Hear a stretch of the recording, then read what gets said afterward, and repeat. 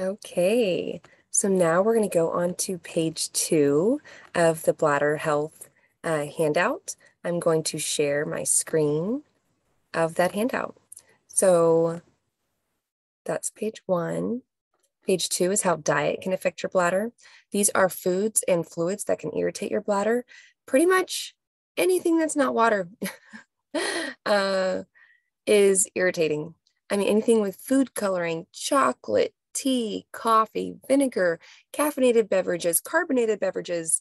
So if you are drinking a little bit of water and then a lot of sweet tea or a lot of fizzy waters, then you're doing a lot of disservice to your poor little bladder. There is a list of substitutions for bladder irritants.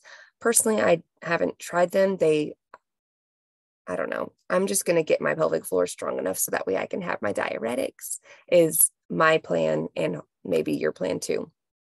So making sure that you're drinking enough and the right kinds of fluids.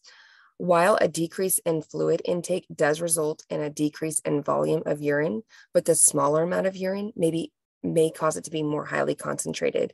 Highly concentrated dark urine is irritating to the bladder and to the bladder surface. It may cause you to go to the bathroom more frequently, even though there's less in there.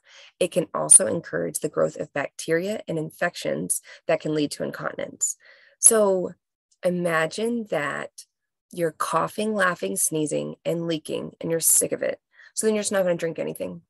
But that means that as soon as that highly concentrated urine hits your bladder's like, pleh, and it just wants to get rid of it.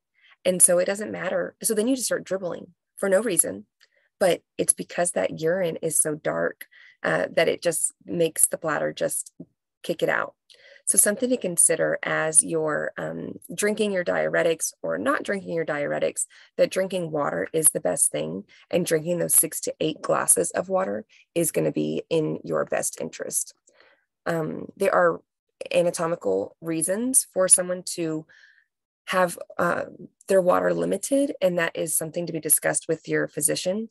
But that is something that I take into consideration and we remember as we're doing this.